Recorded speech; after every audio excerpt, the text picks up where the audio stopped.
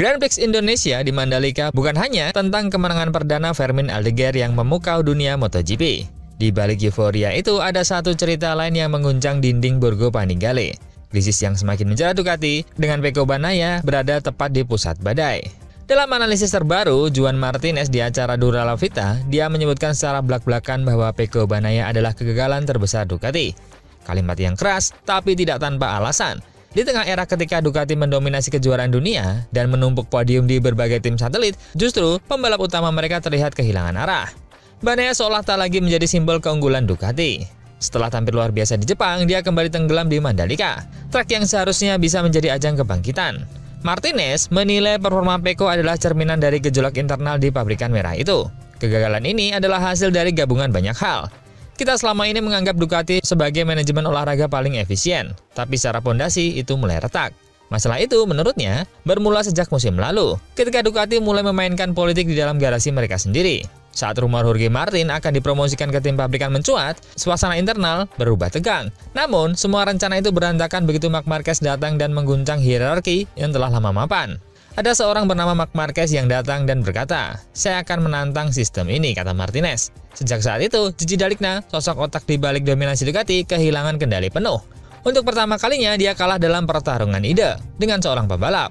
Ducati, yang biasanya selalu punya jawaban teknis untuk setiap masalah, kini tampak goyah menghadapi tekanan internal dan publik.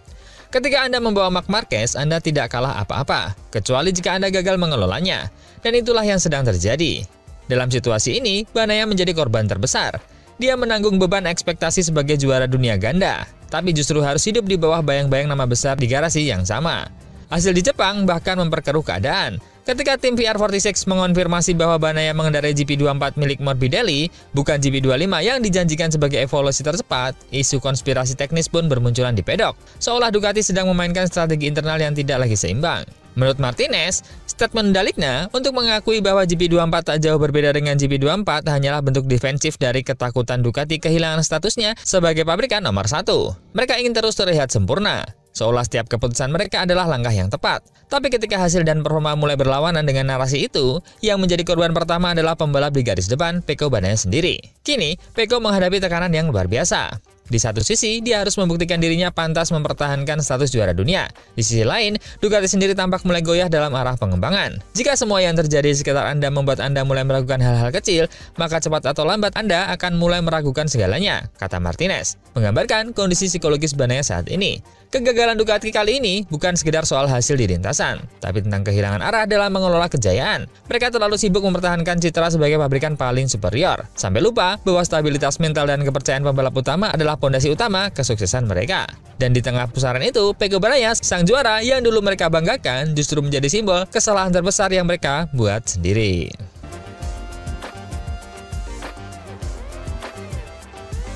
Dan uniknya, apa yang kita bahas di berita pertama tadi seolah dikonfirmasi oleh Dani Pedrosa yang mengakui bahwa Marc Marquez adalah pembalap yang hebat, tapi literasi yang buruk dalam pengembangan motor.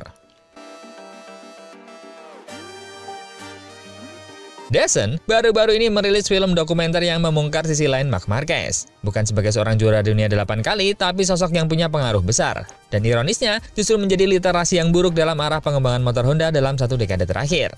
Salah satu suara paling jujur datang dari Dani Pedrosa. Dia tahu betul seperti apa Marc Marquez sejak awal menapaki kelas MotoGP pada 2013. Kami semua tahu dia pembalap kuat, bahkan sebelum naik ke kelas utama. Tapi yang mengejutkan adalah kecepatan adaptasinya. Dalam beberapa kilometer saja, dia sudah menyamai waktu pembalap top. Kemampuan itu, meskipun luar biasa di lintasan, ternyata menjadi bumerang di ruang pengembangan. Pedrosa menyebut bahwa Marc Marquez terlalu cepat beradaptasi, terlalu sempurna hingga membuat para teknisi kehilangan arah. Marc Marquez bisa mengubah setup motor sesuka hati, dan catatan waktunya tetap sama. Itu membuat para insinyur bingung. Kalau pembalap bisa menutupi kelemahan motor dengan skillnya, maka kekurangan teknis itu tidak benar-benar pernah diperbaiki. Inilah titik di mana literasi pengembangan motor Honda mulai stagnan. Marc Marquez membangun era kejayaan dengan kemampuannya sendiri, bukan lewat evolusi motor. Dia mampu memaksa motor bekerja dengan gaya ekstrimnya, sesuatu yang tidak bisa dilakukan oleh pembalap lain. Honda pun terbiasa dengan paradigma itu. Selama Marc Marquez bisa menang, motornya dianggap baik-baik saja. Padahal, yang sebenarnya terjadi, RC213 berhenti berkembang sebagai paket kompetitif universal dan hanya cocok untuk satu orang. Pedrosa pun menyadari hal ini dengan getir. Dalam hal pengembangan motor, Marc Marquez bukan panduan terbaik. Ucap jujurnya, dia bisa menutupi masalah yang pembalap lain tidak bisa. Itu membuat arah pengembangan menjadi bias, karena semuanya diarahkan sesuai gaya dia. Lama-kelamaan, motor menjadi terlalu ekstrim dan tidak lagi bersahabat bagi pembalap lain. Akibatnya, Honda kehilangan kemampuan membaca kebutuhan dasar motor yang ideal untuk semua pembalap. Setelah Marc Marquez cedera parah pada 2020, dampaknya terasa jelas. Tidak ada satupun pembalap Honda lain yang bisa membawa motor ke depan. Data pengembangan yang seharusnya kaya dengan masukan teknis justru bikin makna. Karena selama bertahun-tahun, Honda hanya belajar dari bahasa balap seorang Marc Marquez, bukan dari logika engineering yang seimbang. Secara sederhana, Marc Marquez adalah paradoks. Pembalap yang jenius di lintasan, tapi membuat pabrikan kehilangan arah di ruang riset. Dia menulis kisah emas Honda dengan tinta tebal. Namun di balik itu, literasi teknis justru terhapus. Honda belajar bertahun-tahun dengan membaca satu gaya saja, hingga lupa bahwa MotoGP bukan hanya tentang siapa yang bisa memaksakan motor, tapi bagaimana motor bisa berkembang untuk siapapun yang menungganginya.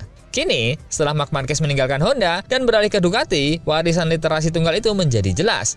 RC213V bukan lagi motor juara, dan proyek pengembangan harus dimulai dari nol. Semua karena selama bertahun-tahun, pabrikan Jepang itu tidak benar-benar mengembangkan motornya. Mereka hanya menyesuaikan diri dengan seorang jenius yang terlalu mampu menutupi kelemahan teknis timnya sendiri. Dalam konteks pengembangan motor, Marc Marquez adalah anomali, pembalap terbaik di lintasan. Tapi representasi paling nyata dari individu bisa membutakan arah evolusi teknis sebuah pabrikan. Apakah ini yang terjadi dengan GP25?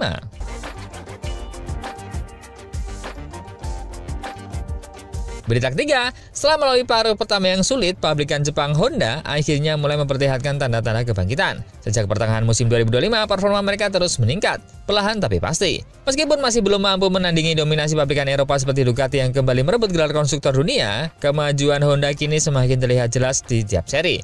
Tour Asia menjadi titik balik penting. Di Grand Prix Jepang, Honda tampil mengesankan di hadapan publik sendiri. Joan Mir berhasil mengamankan podium ketiga. Sementara di sesi kualifikasi, dia bahkan menempati posisi start kedua. Sebuah pencapaian yang belum lama ini terasa mustahil bagi RC213V. Momentum positif itu berlanjut di Mandalika, di mana kedua pembalap menunjukkan konsistensi dan stabilitas motor yang jauh lebih baik daripada awal musim. Kini, menjelang Grand Prix Australia di Phillip Island, kedua pembalap HRC Castrol, Joan Mir dan Luca Marini sama-sama memenangkan pentingnya mempertahankan para positif tersebut. Dalam pernyataan resmi tim, keduanya sepakat bahwa kondisi cuaca dan angin khas Australia akan menjadi faktor utama dalam menentukan hasil akhir. Luca Marini menegaskan fokus tim tidak berubah.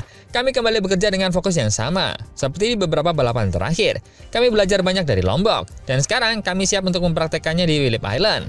Australia itu unik, baik dari segi lokasi maupun karakteristiknya. Kalau cuaca mendukung, ini adalah salah satu sirkuit paling menyenangkan untuk dikendarai. Kami berharap cuaca bisa sedikit lebih bersahabat. Pembalap Italia itu menambahkan bahwa Honda kini sudah lebih percaya diri dalam paket teknis yang mereka miliki. Saya dan tim tahu batas kemampuan paket ini, tapi juga tahu potensi yang bisa kami keluarkan. Sekarang waktunya membuktikan hasil kerja keras kami. Sementara itu, Joan Mir, yang tengah menikmati periode terbaiknya sejak bergabung dengan Honda, memilih pendekatan lebih tenang. Saya selalu menantikan Phillip Island, karena sirkuit ini memberikan banyak kenangan indah. Tahun ini, kami datang dengan paket yang jauh lebih kuat dari sebelumnya. Targetnya jelas, tampil seperti di Jepang dan Indonesia. Kuncinya adalah di kualifikasi dan membaca arah angin saat balapan. Bagi Honda, Phillip Island bukan sekedar satu seri biasa. Ini adalah kesempatan untuk membuktikan bahwa langkah restrukturisasi mereka, mulai dari pembaruan mesin, revisi aerodinamika, hingga peningkatan keseimbangan sasis, mulai membuahkan hasil nyata. Setelah bertahun-tahun bergantung pada kejeniusan individual seorang Marc Marquez, Honda kini menunjukkan bahwa mereka mulai menulis ulang literasi teknis mereka sendiri. Membangun motor yang bisa bekerja untuk pembalap manapun, bukan hanya satu nama besar. Kebangkitan Honda mungkin masih di tahap awal, tapi arah pengembangan sudah mulai jelas. Dari podium di Jepang, performa stabil Mandalika, hingga ambisi tinggi di Australia, tanda-tanda kehidupan RC213V mulai terasa kembali. Dan di tengah perubahan besar proyek 2026 yang tengah disiapkan, Phillip Island akan menjadi barometer penting apakah Honda benar-benar keluar dari masa gelapnya, atau sekedar menemukan cahaya sementara di ujung terowongan.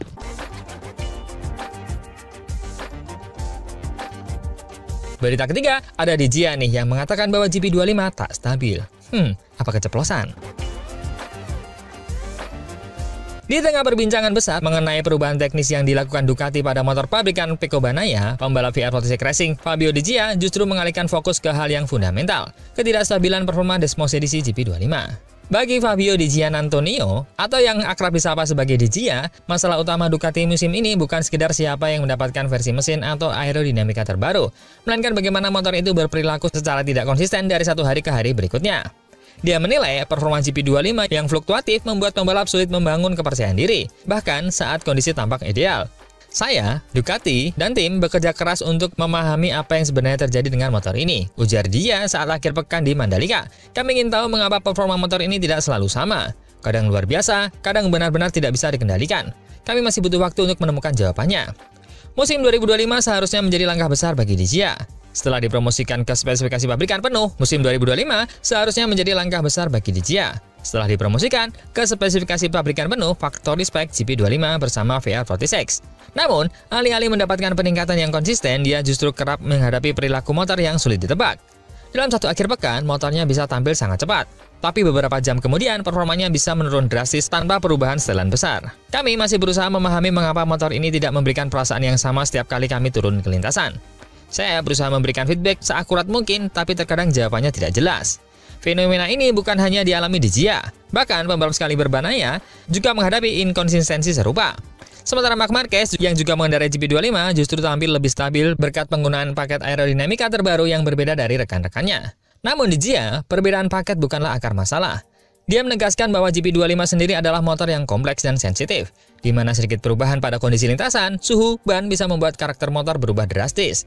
Saya rasa Marc Marquez sedang berada di jalur yang tepat, tapi ini selalu terjadi sepanjang tahun. Rico dan saya sering mencari hal yang berbeda, dan motornya juga terasa berbeda sepanjang musim. Ducati punya banyak komponen. Kami bisa memodifikasi sesuka hati, tapi yang sulit adalah menemukan kombinasi yang benar-benar konsisten. Kebingungan ini semakin diperjelas ketika melihat data performa Dijia di beberapa seri. Dia bisa tampil menakjubkan, seperti rekor waktu di Sachsenring dan podium beberapa balapan. Namun kemudian kesulitan besar di seri berikutnya. Contohnya di Motegi, dia membuka akhir pekan dengan posisi kelima latihan Jumat, bahkan di depan Banaya. Tapi keesokan harinya langsung terpuruk ke posisi 22 di sesi latihan terakhir, dan finish ke-13 di kedua balapan. Saya hanya ingin menemukan cara agar tim bisa mendapatkan perasaan yang konsisten terhadap motor. Saya tidak mencari komponen dari motor tahun lalu atau tahun ini. Saya hanya ingin menemukan feeling yang pasti, sesuatu yang benar-benar bekerja di setiap sesi. Menurut Dijia, GP25 bekerja dengan baik. Motor itu cepat, luar biasa, dan stabil, bahkan mampu menandingi siapapun di lintasan. Tapi juga jendela performanya bergeser sedikit saja, seluruh karakter motor bisa berubah total. Ketika kami mendapatkan sensasi yang tepat, potensinya luar biasa. Kami sudah menunjukkan di beberapa balapan, tapi masalahnya, jendela performa itu terlalu sempit. Sedikit perubahan saja bisa membuat semuanya hilang. Bagi pemenang MotoGP Qatar 2023 ini, masalah ketidakstabilan GP25 bukan sekedar soal teknis, tapi juga psikologis. Dia mengaku frustasi sekaligus belajar menjadi lebih sabar menghadapi situasi yang sulit diprediksi. Tahun ini, saya belajar banyak soal kesabaran, ungkapnya. Karena perilaku motor berubah-ubah begitu cepat. Jujur saja, pada hari Jumat di Jepang, saya merasa bisa bertarung untuk podium. Tapi 10 jam kemudian, saya bukan siapa-siapa. Sulit untuk menerima kenyataan seperti itu. Kini, dengan 4 seri tersisa di musim 2025, Dijia masih memiliki peluang untuk menutup musim dengan positif. Dia hanya tertinggal 16 poin dari Franco Morbidelli dan 24 poin dari Pedro Acosta dengan perebutan posisi kelima di klasemen dunia. Namun, bagi Dijia, hasil akhir bukanlah prioritas utama. Yang dia inginkan hanyalah menemukan kestabilan dari motor yang telah membawanya naik ke level baru, sekaligus membuatnya frustasi. Wah, jika dia mengatakan seperti ini, apakah dia keceplosan dan lupa bahwa Ducati terus-terusan mengatakan bahwa motor GP25 adalah motor yang sempurna, yang dibuktikan oleh Marc Marquez? Menurut teman-teman gimana? Mana yang benar? Pendapat Ducati dan Marc Marquez? Atau memang pembalap-pembalap selain Marc Marquez tidak bisa menjinakkan GP25? Yang pasti semua akan terjadi di tahun depan.